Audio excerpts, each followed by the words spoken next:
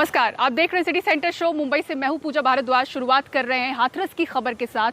Gangrape पीड़िता की मौत के बाद आज खूब सियासी हलचल हुई। कांग्रेस नेता राहुल गांधी और प्रियंका गांधी आज गैंगरेप पीड़िता के परिवार से मिलने के लिए निकल पड़े। यमुना एक्सप्रेस वे पर उनके काफिले को रोक दिया गया तो वो पैदल ही चल पड़े। पुलिस ने जब जबरन रोकने की कोशिश की तो धक्का मुक्की हुई, जिसमें राहुल गांधी गिर पड़े। फिर क्या हुआ, देखिए इस रिपोर्ट में। गुरुवार को हाथरस के लिए निकले राहुल गांधी की पुलिस के साथ कई इस तरह की झड़प हुई।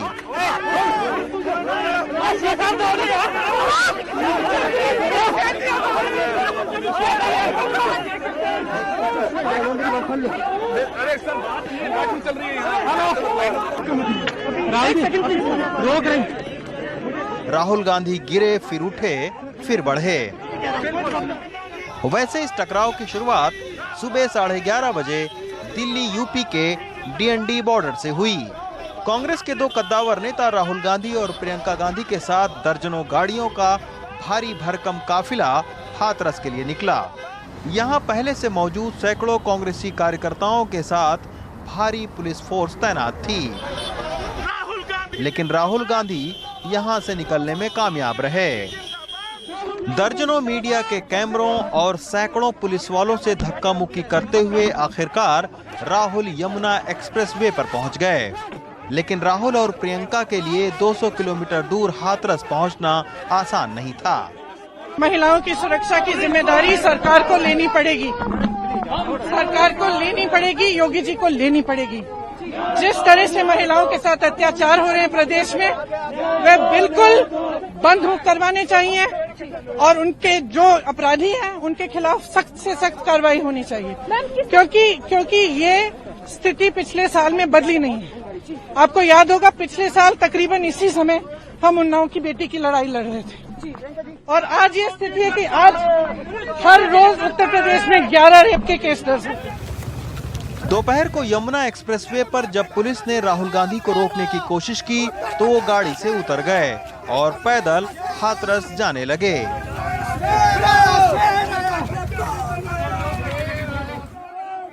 लेकिन 10 किलोमीटर की दूरी तय करने के बाद पुलिस ने उन्हें रोक दिया।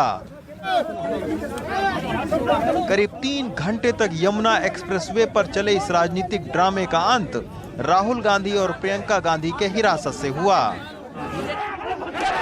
लेकिन इस दौरान पुलिस के लाठीचार्ज में कई कांग्रेसी कार्यकर्ता घायल हो गए। अब यमुना एक्सप्रेसवे को पूरी तरीके से खाली करवाया जा रहा है और ये 3-4 बसें यहाँ पर पुलिस ने लगवाई हैं और उसी में जो कांग्रेस के कार्यकर्ता हैं उनको ले जा रहे हैं। जिन कार्यकर्ताओं ने विरोध किया उन पर लाठीचार्ज भी हुआ है, कई सारे कार्यकर्ता घायल हुए हैं। सर, मैं आप लोगों को गिरफ्तार करता हूँ। आपने एक मिनट देना, मैं किस बेसिस पे आप मुझे गिरफ्तार कर रहे हैं ये मुझे बता दीजिए। किस धारा में? किस धारा? एक सेकंड। किस धारा में आप मुझे अरेस्ट कर रहे हैं? मैं अकेला जाना चाहता हूँ। लाठीचार्ज की भी 188 में हम आपको अभी गिरफ्तार। आखिरकार पुलिस ने राहुल और प्रियंका गांधी को हिरासत में लेकर उन्हें बुद्धा इंटरनेशनल सर्किट ले गई। शाम होते होते उन्हें दिल्ली के बॉर्डर पर छोड़ दिया गया। बीजेपी ने इसे राहुल का ड्रामा कहा, कांग्रेस ने इसे बीजेपी शासन की नाकामी बताया। आने वाले समय में इस तरह के प्रदर्शन उत्तर प्रदेश की सड़कों पर और देखने को मिल सकते हैं। यमुना एक्सप्रेसवे से अक्षय डोंगरे और सचिन गुप्ता के साथ रवीश रंजन शुक्ला, एनडीटीवी इंडिया।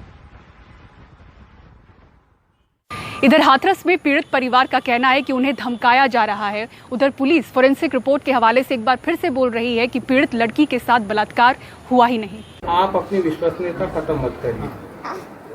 तो मीडिया वाले मैं आपको बता दूं, आज अभी आधे चले गए, कल सुबह तक आधे और निकल जाएंगे, 2-4 बजे निकल जाएंगे और हम ही आपके साथ खड़े हैं।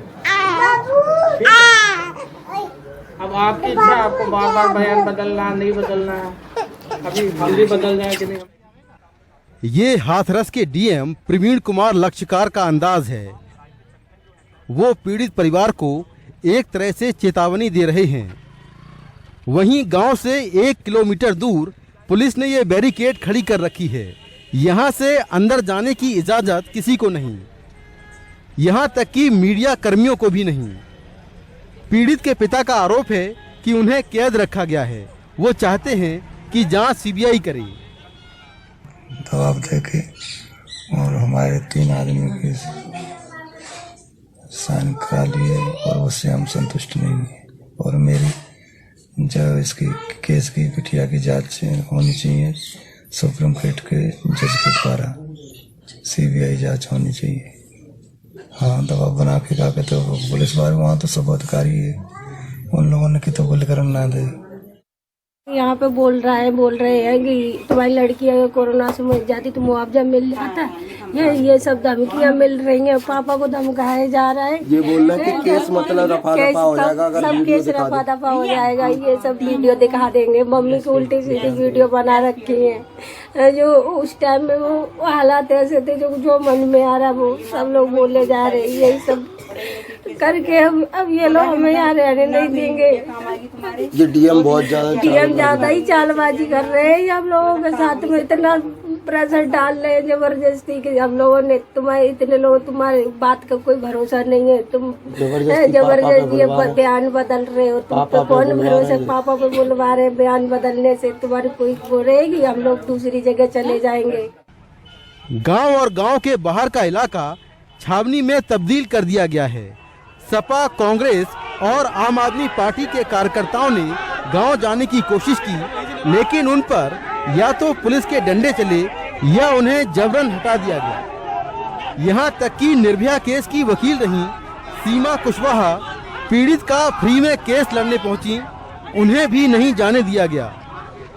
मैं इनसे परमिशन मांग रही हूँ कि हम सिर्फ 2 लोग हैं। मेरी एक साथ में एडवोकेट है जूनियर और मैं हूँ। हम 2 लोग जाना चाहते हैं, उस परिवार से जानना चाहते हैं। जो भी एविडेंसेस हैं, जो भी डॉक्यूमेंट्स हैं, उन सारे हम लेना चाहते हैं कि फर्दर हम आगे जो भी है वो कार्रवाई कर सकें केस के लिए। लेकिन इन लोगों का कहना है नहीं। एनडीटीवी को सूत्रों से सफदरजंग अस्पताल की पोस्टमार्टम रिपोर्ट मिली है, जिसमें कहा गया है कि मौत गर्दन दबाने से हुई। गर्दन में चोट के निशान हैं, हालांकि रेप का जिक्र नहीं है। रेप की जांच के लिए वेजाइनल स्वैब का सैंपल लिया गया है। एएमयू के जेएन मेडिकल कॉलेज की रिपोर्ट में लिखा है कि पीड़िता से जबरदस्ती के संकेत मिले हैं। जेएन मेडिकल कॉलेज से भी वेजाइनल स्वैब फॉरेंसिक जांच के लिए भेजा गया था, जिसकी रिपोर्ट का हवाला देते हुए एडीजी लॉ एंड ऑर्डर ने फिर कहा कि पीड़ित के साथ रेप नहीं हुआ है। एफएसएल की रिपोर्ट आने के बाद से यह स्पष्ट हो गया है कि उनके साथ, पीड़िता के साथ कोई रेप या मास रेप की बात नहीं हुई थी। जैसा कि 2 वीडियो आज आने के बाद पहले उन्होंने खुद ही थाने में रेप की बात नहीं बताई थी, मारपीट की बताई थी और गला दबाने के कारण इंजरी हुई थी, जो पूर्व में ही आप लोगों के साथ शेयर किया जा चुका है। इस मामले में एसआईटी की रिपोर्ट 7 दिन के अंदर आनी है। पीड़ित के गांव के बाहर ये बैरिकेड की दीवार खड़ी कर दी गई है और पीड़ित परिवार को सबकी पहुंच से दूर कर दिया गया है। अब उम्मीद की जाए कि जांच में कोई दबाव की दीवार ना हो और जांच सही दिशा में हो। हाथरस से कैमरामैन सुशील लाठी के साथ मैं मुकेश सिंह, एनडीटीवी इंडिया। उत्तर प्रदेश के ADG law and order Prashant Kumar का कहना है कि एफएसएल रिपोर्ट से पता चलता है कि लड़की के साथ रेप नहीं हुआ है। उनसे बात की हमारे सहयोगी सौरभ शुक्ला ने। आज जो एविडेंस आए हैं उसके हिसाब से वो रेप प्रूव नहीं हो रहा है, तो इस हिसाब से बिना किसी एविडेंस के, बिना किसी पुख्ता आधार के ये पूरी तरीके से जो उत्तर प्रदेश की शांति व्यवस्था जातिगत आधार पे बांटने की कोशिश कुछ लोगों ने की। अब हम लोग उसकी भी पहचान करेंगे। अब क्या रेप चार्जेस जो हैं, अब चूंकि एफएसएल रिपोर्ट आ गई और आप खुद कह रहे हैं कि ये रेप नहीं हुआ है, तो क्या जो रेप चार्जेस एक्यूज पर, आरोपियों पर हैं, वो अब हटा दिए जाएंगे, वो गिरा दिए जाएंगे? देखिए, ये चीज़ें जो विवेचक हैं, ये विवेचक का अपना लीगल अधिकार है। इस संबंध में कोई भी चीज़ न तो मीडिया में कही जा सकती है, न तो कोई उनको लिख के दिया जा सकता है। ये चीज़ें उनके सुपरवाइजरी ऑफिसर और जो एविडेंस वहाँ पर हैं वो तय करेंगे, और जब ऐसी चीज़ें आपके मीडिया से शेयर करनी होगी हम लोग अवश्य शेयर करेंगे, ताकि सभी लोगों को इन बातों का पता चल सके और इसमें निष्पक्षता से कार्रवाई हो। सर, एक बहुत बड़ा आरोप आप लोग पे लग रहा है और ये भावनात्मक आरोप लग रहा है कि आप लोगों ने जबरदस्ती रात में उनके माता पिता की मौजूदगी के बगैर, उनको बताए बगैर आपने उनका क्रिमेशन करवा दिया। ये बहुत बड़ा आरोप आप लोग को लग रहा है। हमारी भी टीम वहां पर मौजूद थी। देखिए, जो वहाँ के जॉइंट मजिस्ट्रेट की ट्वीट आई है उसमें स्पष्ट लिखा है कि उनके सहमति से, उनके प्रेजेंस में और कानून व्यवस्था की स्थिति को दृष्टिगत रखते हुए ये कार्रवाई की गई है। कुछ ऐसे भी वीडियो आए हैं जहां पर उनके एक्सटेंडेड फैमिली के लोगों ने चिता पे लकड़ियां भी रखी हैं और उस पे अपनी श्रद्धा सुमन भी अर्पित किए हैं। आज आपने मीडिया को भी दूर रखा सर, वहां से, गांव से, हाथरस में पीड़ित परिवार से। उसके बाद आज राहुल गांधी और प्रियंका गांधी को भी आपने वहां तक नहीं पहुंचने दिया, जबकि राहुल गांधी कह रहे थे अगर 144 का उल्लंघन हो रहा है तो मैं अकेले चला जाता हूं, प्रियंका गांधी अकेले चले जाते हैं, बाकी जो लोग हैं कार्यकर्ता नहीं जाएंगे। तो आप क्यों नहीं जाने दे रहे हैं सर? ये तो प्रजातंत्र में अधिकार है। वो एक नेता है, एक नेशनल पार्टी के सीनियर लीडर हैं, महासचिव हैं, उनको तो जाने देना चाहिए मिलने के लिए, और मीडिया को कम से कम हम लोग को रिपोर्ट करने दिया जाए। देखिए, जो इस संबंध में डिस्ट्रिक्ट मजिस्ट्रेट हाथरस ने सभी जिला मजिस्ट्रेट को कहा है कि यहाँ की कानून व्यवस्था और कोविड के कारण किसी को ना आने दिया जाए, उसके तहत, उस प्रोहिबिटरी ऑर्डर के तहत ही सभी लोग रोके गए हैं। जो स्थानीय लोग हैं वहाँ उसको कवर भी कर रहे हैं और इसको अन्यथा न लिया जाए। वहाँ जो कल लोग जो ड्यूटी में थे उसमें से 4 लोग को कोविड के भी पॉजिटिव सिम्टम्स मिले हैं। तो ऐसी स्थिति में जानबूझ के, जबकि कोविड के गाइडलाइंस चल रहे हैं, रिस्क लेना, अगर प्रशासन ने इसके बारे में प्रॉपर रिटन ऑर्डर्स किए हैं तो उसका कंप्लायंस कराना सबकी ड्यूटी बनती है। एक तरफ देश भर में जहां बलात्कार की घटनाओं को लेकर रोष है, वहीं उत्तर प्रदेश में एक के बाद एक बलात्कार और उसके बाद हत्या कर देने की जो घटनाएं हैं वो थमने का नाम नहीं ले रही हैं। हाथरस के बाद अब उत्तर प्रदेश के ही बलरामपुर से भी ऐसी एक घटना सामने आई है जहां सामूहिक बलात्कार के बाद हत्या कर दी गई। पुलिस का कहना है कि सभी आरोपियों को गिरफ्तार कर जेल भेजा गया है। उत्तर प्रदेश में बलात्कार के बाद हत्या कर देने की घटनाएं रूह कपा देने वाली हैं। राजधानी लखनऊ से तकरीबन 200 किलोमीटर दूर पूर्वी उत्तर प्रदेश के बलरामपुर में पिछड़ी जाति के 22 साल की युवती से बलात्कार के बाद मारपीट की गई। युवती ने अस्पताल के रास्ते में ही दम तोड़ दिया।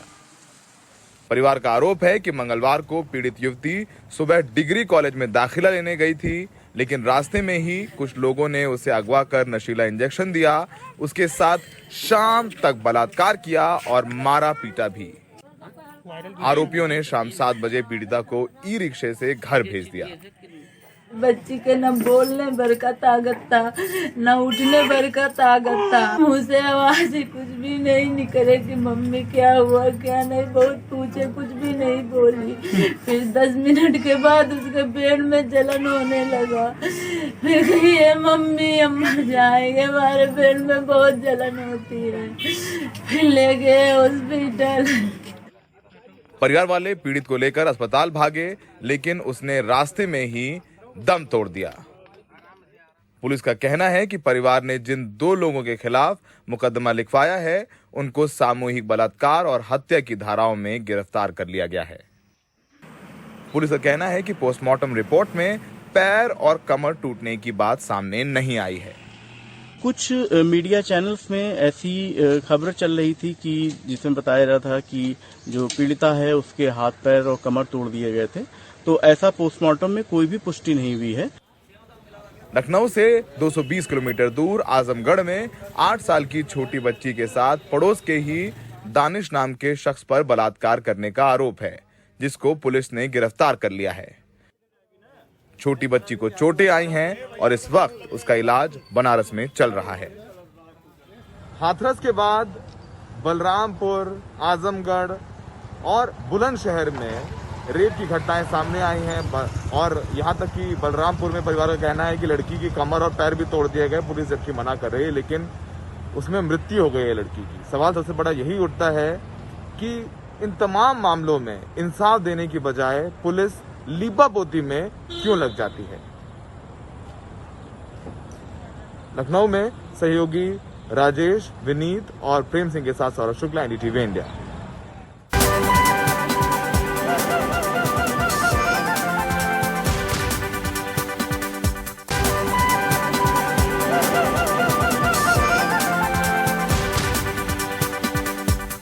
और अब आइए बात करते हैं मुंबई की। अनलॉकिंग की तरफ तेजी से बढ़ते इस शहर में कोरोना का कहर भी लगातार जारी है। एक दिन में सबसे ज्यादा मामले यहां पर रिपोर्ट हुए हैं।